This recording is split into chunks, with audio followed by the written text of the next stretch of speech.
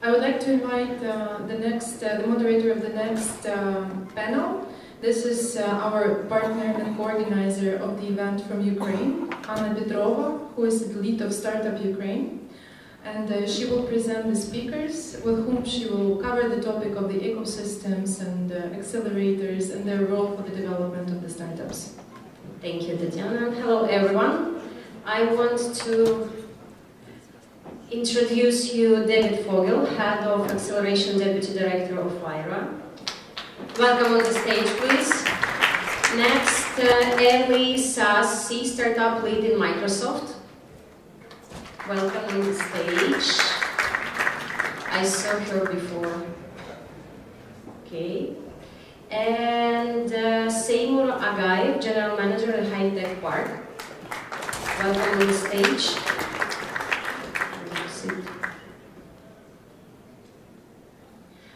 Okay, maybe let's start talk without, I will be next to you. Without Elise, I think she will join us. Maybe the main question will be about your ecosystems and what are the main challenges and changes maybe you see now in your countries and what are the... Yeah, sure, I'll start. So, I don't know if some of you were at my talk before, but Wayra is actually in about 12 countries. I am currently heading the acceleration program for the UK. So I think when we talk about challenges in the ecosystem overall, they're more or less similar. It's first of all talent, getting good technology people and good business people that have experience with startups. And I think if you ask the startup, it's always going to be money. And that being said, London is the biggest place and the best place to get money in Europe, but still people always complain. But I think talent is definitely number one on that, no matter which ecosystem, especially in the London one.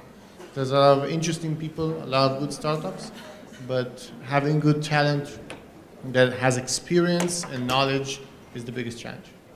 Well, I think so that this is the main problem about talent, because when I'm talking with a lot of people from different countries, always they said that the main problem now that they have not enough professionals or not professionals, but people in startups with some skills that will help them to develop.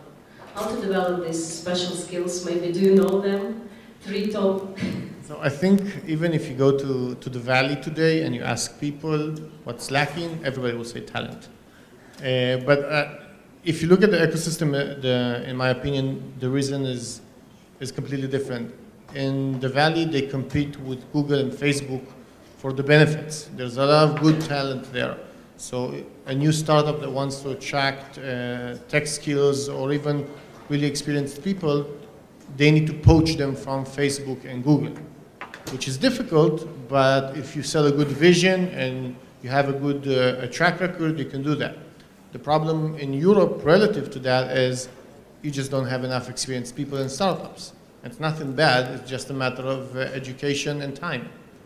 And I think I mentioned it before, Silicon Valley, at least 50 years is doing venture capital. So people in Europe, and I'm being generous, if you go the entire European ecosystem, it's 5 years. If the average startups fails after 2-3 years, you have what? 1 layer of people that tried to do startup 5 years ago and failed? That's nothing. Even in Israel, when people look at it, and I think Max mentioned it, they're about 25 years old into the business. So they started in the 90s. And even they are not close to the Valley in terms of talent. So it's just a matter of time. It's about the grain of people that are here in the crowd that will not give up, will try, will fail, and then will try again and fail again, and then try again and succeed. And then suddenly you have the first unicorn coming from Belarus, and that attracts and creates passion. And it's a matter of another 5 to 10 years, but it will happen. Thank you. Seymur, what about Azerbaijan? How the ecosystem developing there?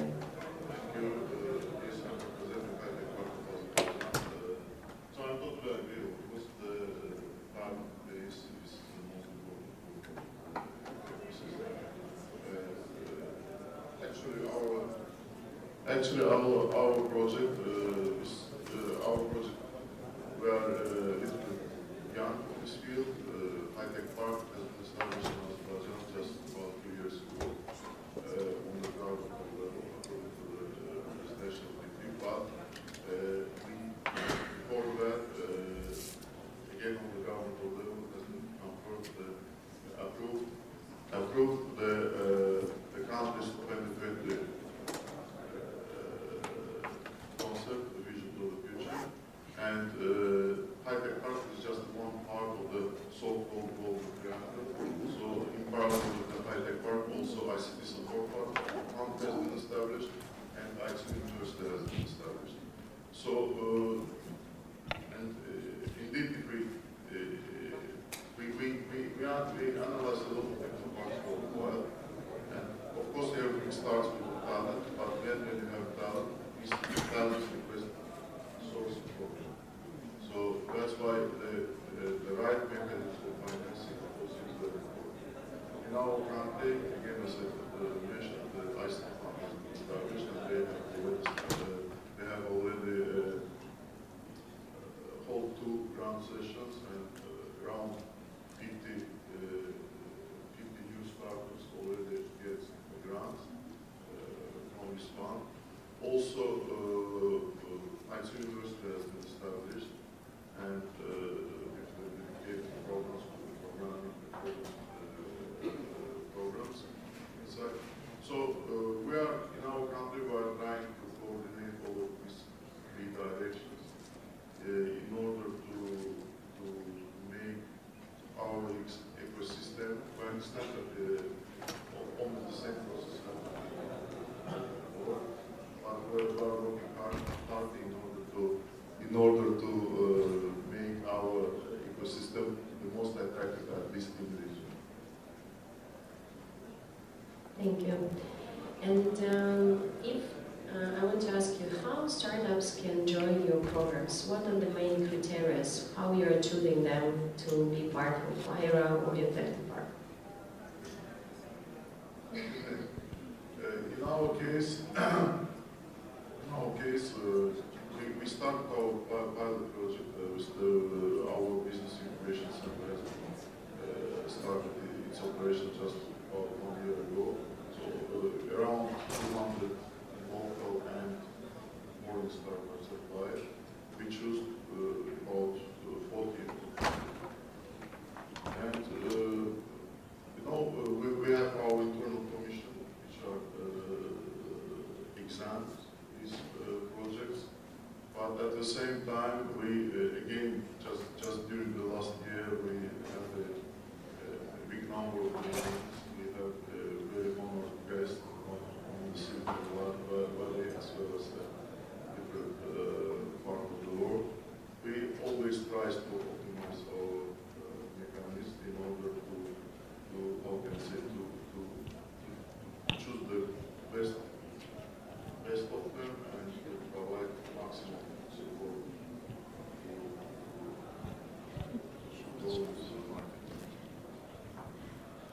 to go into the market. So again, we are actually studied a lot of examples of the other technoparks.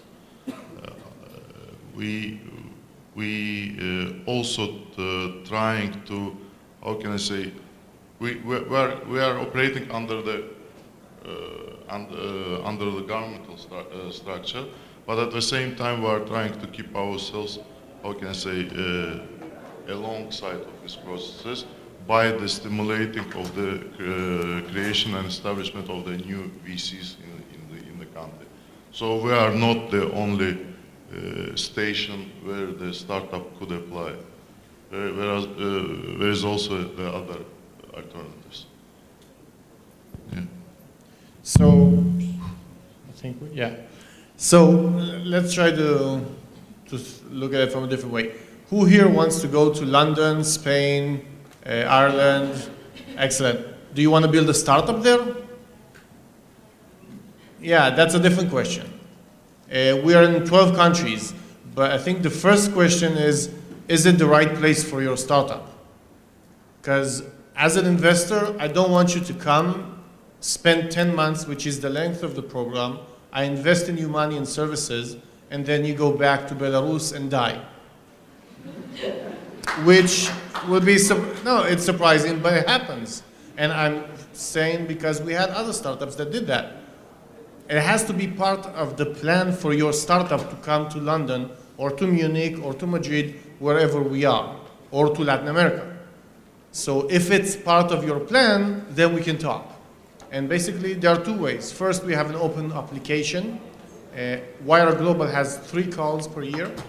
One is actually starting next month, I think, for different academies. The one in the UK starts in September, so you can just go to wayra.org and apply. That's on a general note. What we do when we come to events such as this is we headhunt. The secret is, and I think some of the investors said it before, the good startups have investors fighting over them. And we want the good startups, so we go to Belarus, we go to Hungary. Gary, which is the director of Wayra UK, is at the Next Web just now. We're WhatsApping regarding interesting startups that we saw. We are here to find the startups, so we actively headhunt. On top of that, we do open office. Every second Tuesday, if you're in London, job by Wayra, you can pitch for 5 minutes, get 10 minutes feedback, and if you're good, we'll make you an offer. There's a lot of interesting opportunity. The good thing is we're always looking. Not always have the money, but always looking. So that's regarding how to get in contact with Wayra. I think the best way to do it is to hustle and network like crazy. Twitter, LinkedIn, just apply, go for it. If you really want it, you think that's the most beneficial thing for a startup, Wayra, Azerbaijan, or whatever, do it. Just, there's no shame here. Worst case scenario, you'll get a no.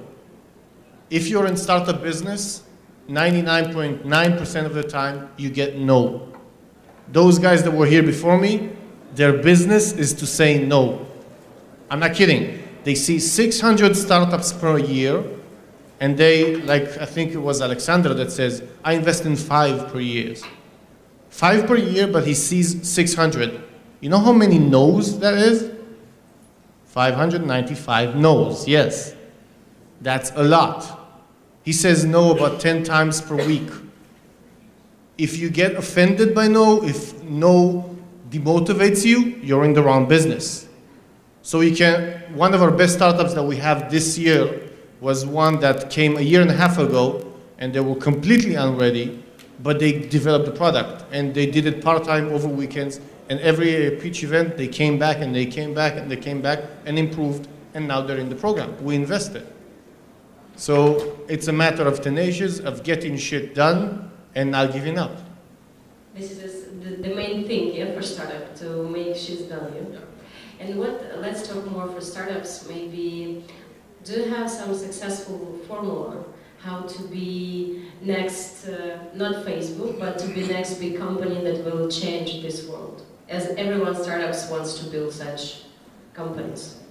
Not to die in 1 year or 2. By the way, the remark about dying in Belarus is not, again, it's Belarus. You can die in Bulgaria, Hungary, Slovenia, Israel. It happens a lot. No, basically. There's no formula. If I knew that, I'll be really, really filthy rich and already build that product. Okay, let's try not about formula, but some tips. You know, let's give some tips to startups how to be. Difficult question, but I don't know, my own opinion is that the 2 things stimulate progress in the world. One of them is when someone wants to bring something new. The second thing is laziness. So I think why it works, why all of these successful apps, why all of this innovative project works, because they are making our life easier. So I don't know. This is just my opinion, because again, this is a very difficult question. Everybody should decide by themselves. Okay, I'll try something.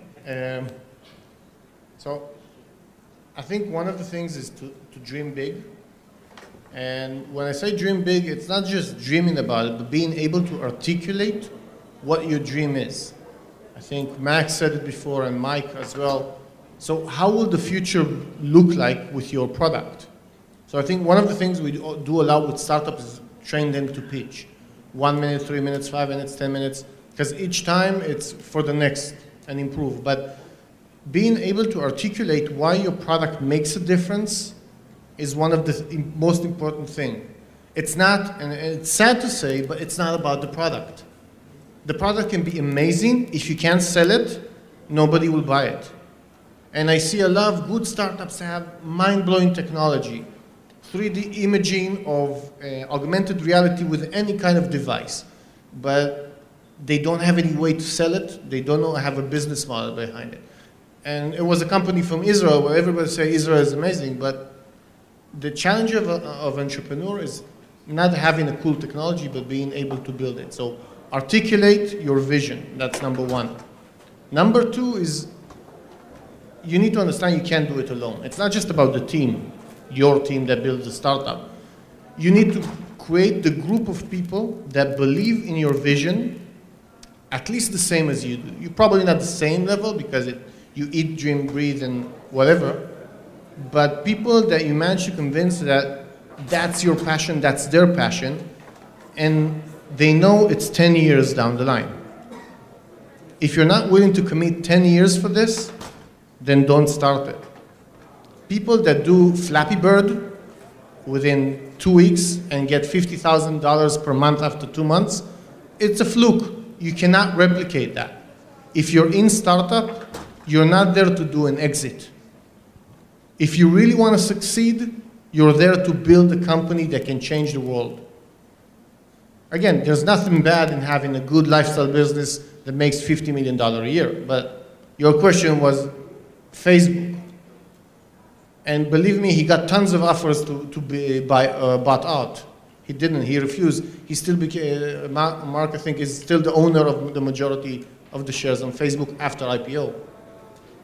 Has a clear vision, articulates it very clear, and learns. And this is the last thing.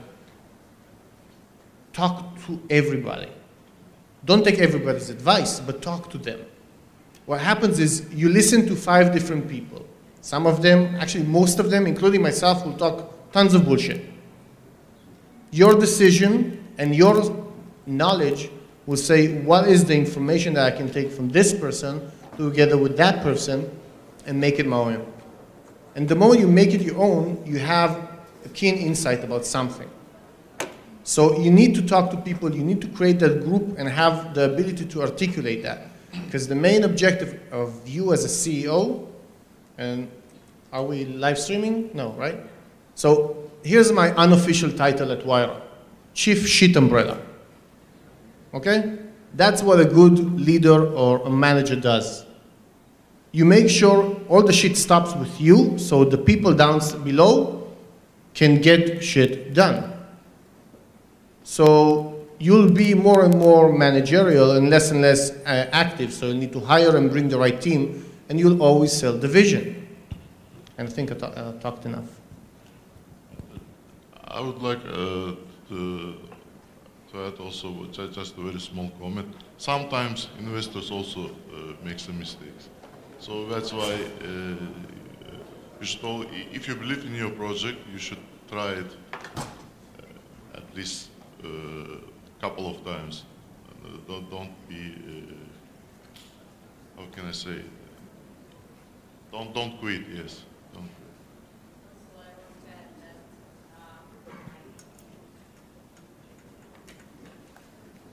What I want to add that a lot of startups are now creating or developing only for investments, you know. If I will find investment, my product will be like changing, you know, will be, I don't know, life-changing experience for everyone in this world. The main thing that you are building not for investments, you are building for your dream, for vision, as you told, for making something better in this place. That's why it's important not to focus only on money. It's important to focus on changes that you will bring to this world. Yeah. Completely, but I'll just say something about it because I was on the other side. I built products and I started with 2 more people. Saying it's not about the money, and it's shitty because it isn't about the money when you don't have money. It's like, yeah, I'm going to quit my job, I'm going to eat noodles every day, I'm going to do everything just to get a sale, I'm awake 17 hours. Yes, and this is the difference. Because if you really believe in that, you'll do it. And there is the reason 90% of the startups fail within 2 to 3 years. It's because the people don't understand what they undertook. I mentioned it before, most of the people heard about Airbnb last year, or perhaps 2 years ago. The company is 8 years old, 7.5. Have you ever heard about a company called Waze? 1, 2, 3, excellent. They were sold last year, a year and a half ago, to Google for $1.1 billion. They do, oh, never mind. I don't start preaching startups. But the idea is they were 6 years in the making before.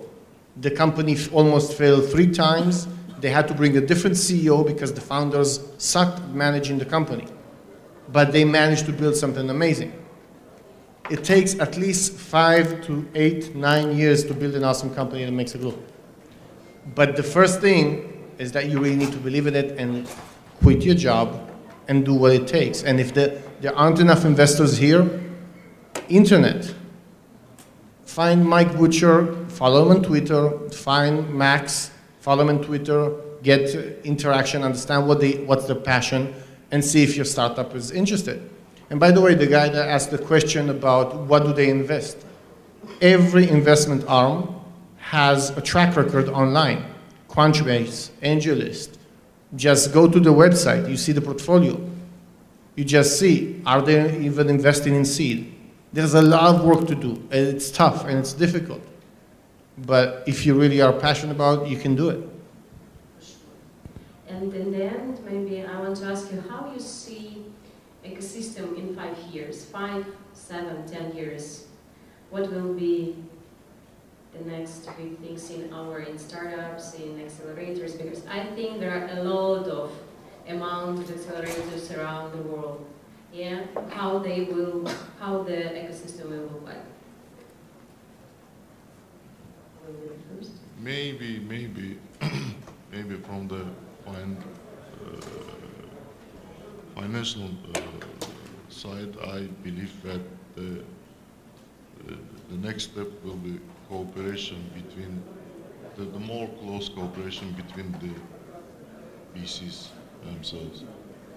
I mean, the internet more the new mechanisms will be raised, but the new mechanisms will be raised in the cooperation between the venture capital funds.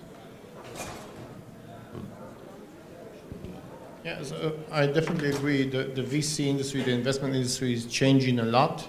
So just 5 years ago, you didn't have crowdfunding, and today you have equity crowdfunding, and you have Indiegogo and Kickstarter where you do pre-sales of products. And it's even more, if you ever heard about an angel firm called Our Crowd, it's angels that invest and then offer it to the accredited investors to invest it with them. There's tons of new platforms coming in, and accelerators such as Wayra are becoming feeders to VCs, and we get approached by VCs that says, we want to do events at your place just to meet your startups, and because the idea is there's too many startups, so you have to use other sources to filter. But if you talk about the technology aspect 5 years from now, I'm a strong believer in 3D printing. So I don't know if there's 3D printing, yeah. We actually have a startup that aims to be the biggest publisher for 3D content. They're amazing, check them out. They're called I Can Make. And I think 3D printing is today what internet was in '95.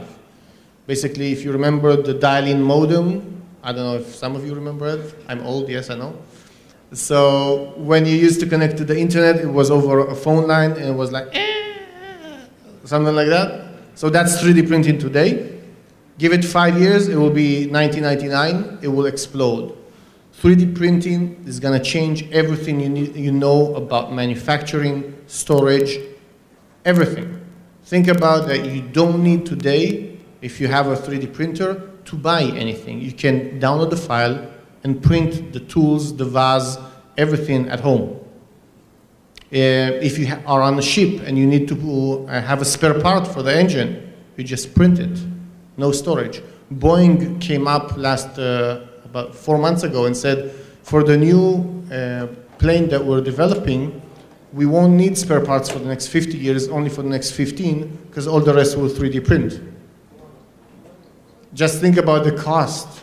Think about the entire shipping industry. You don't need to ship from place A to B. You just print locally. So 3D printing is one of the best. The next is IoT, but I think enough people talk about it. Thank you. Do you have any questions? No questions. I think they're afraid of me. Thank you very much for the insights. And, a traditional gift, a little bit.